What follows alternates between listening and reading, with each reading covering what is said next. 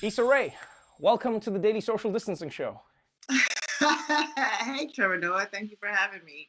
Distanced. Yes, having you very distanced. Although I feel like you have been somebody who I feel like you're always in my life. You know, like there are some people who make the kinds of shows that make you feel like you know them as a person. Like I would probably be one of your creepy fans who comes up to you in the streets and thinks I know you more than I do. I'm sure you have people like that because you make those kinds of shows where whenever I watch Issa Rae, I go like, I know her. Issa's my best friend, but we're not best friends. And I'm actually very creepy when I do that to you. Do you have that a lot with people? Do they all feel like they know you? What a high compliment. Yes, people do.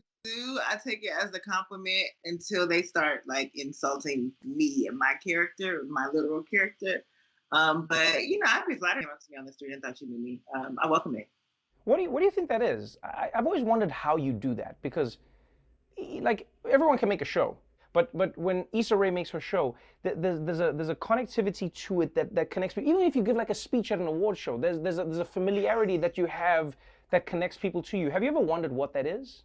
I haven't. I don't try to look a gift horse in the mouth. And it's not something that I realize until people may bring it up.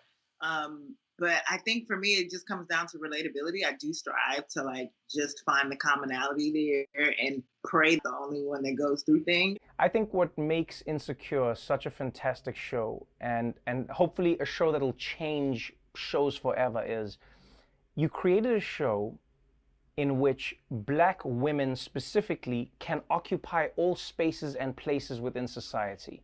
You know, there's no archetype of what the black woman is supposed to be. You can be the lawyer, you can be the broke ass friend, you can be the person who's focused, not focused, the person who's, you know, there's something powerful in that, and I've always wanted to know whether you set out to create that or whether you were just replicating your world as you saw it.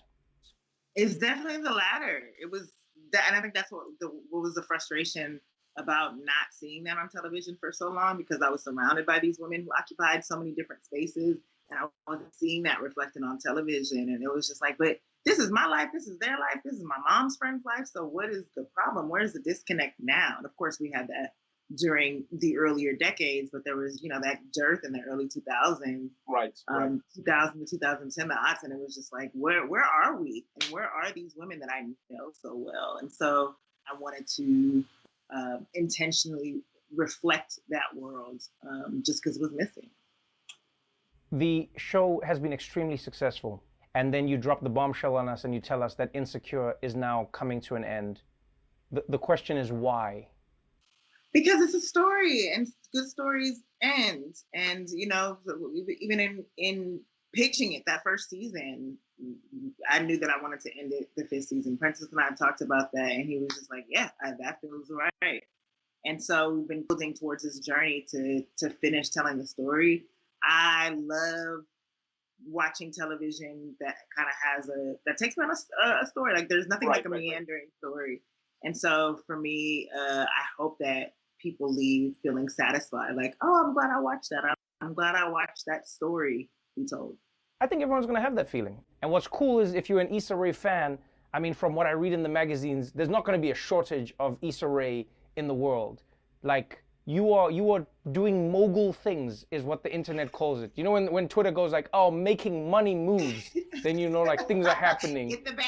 Yeah, you're getting the bag, you're making the money moves. Congratulations, first of all, because you are just making things. You've signed a giant deal. You're going to be creating everything across the board. Firstly, where do you find the time? Secondly, what are you now looking to do that you haven't already done? So much. I mean, thank you. I have the time because I work with incredible people. And so like, there's different arm company, and people you have incredible taste and work very hard. And then for me next, I want to go behind the scenes. Like I love exploring the business parts of the industry. I love producing the work of people who I'm a fan of. And uh, I have not made a film yet. That is my personal next goal. And yeah, there's just so many things that I want to do, and I don't want to just do anything to do it. I want to do things well. Talk me through your partnership with LIFEWTR. This is really interesting. I saw money, I saw opportunity, and I saw Issa Rae, and I was like, all right, I want to know what this is all about.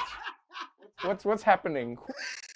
Um, so I've always, in the spirit of collaboration, wanted to find other people to work with, and this industry right now talks so much about diversity and representation, and where do you find these people?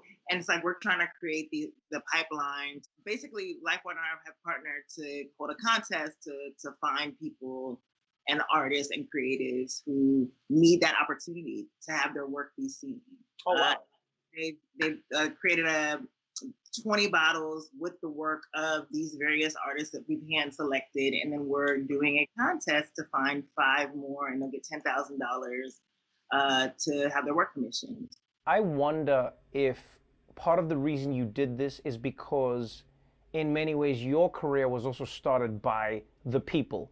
I mean, your original show was this awkward black girl, and here you had people on a Kickstarter saying, oh, we're going to make this thing happen. Without that, you might not be here today, or maybe the journey would have taken much longer. Without a doubt, I know what it's like to be in those early stages and be like, if someone just sees my work, if just that one person believes me, have a platform, then that could change the game for me. Or it could not, but I just need to either see this and be like, this is great, or see this and be like, this sucks, don't ever try again. And so we are hopefully providing this platform for these artists and looking out for them in a way that the industry isn't necessarily doing. Specifically by having LifeWatr commission a study to see like where there's a lack of representation in these areas. It's visual art, fashion, music, and filmmaking. Oh, okay. Issa Rae, thank you so much for joining me. I appreciate you.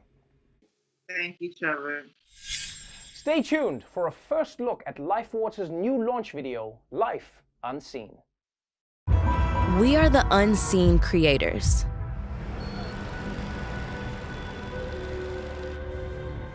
Because of our gender, who we fall in love with, the color of our skin,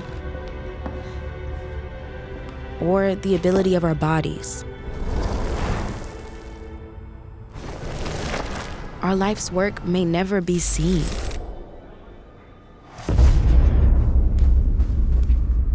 Or heard. It's time for change.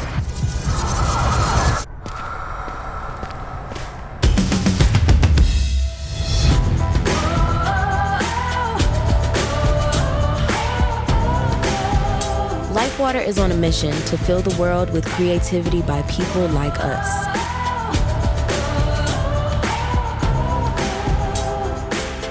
Because when our work is seen, it can inspire the next generation and create a future where all artists can make it, no matter who they are. Join LifeWatr's movement to make unseen artists seen.